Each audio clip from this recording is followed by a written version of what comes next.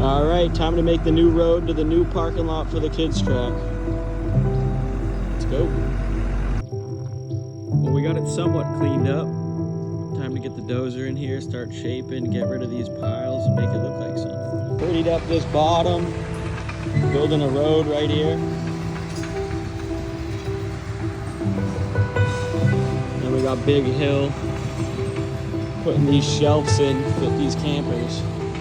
1, 2, 3, 4, 5, 6, 7. Line the back up and do the same thing on the other side.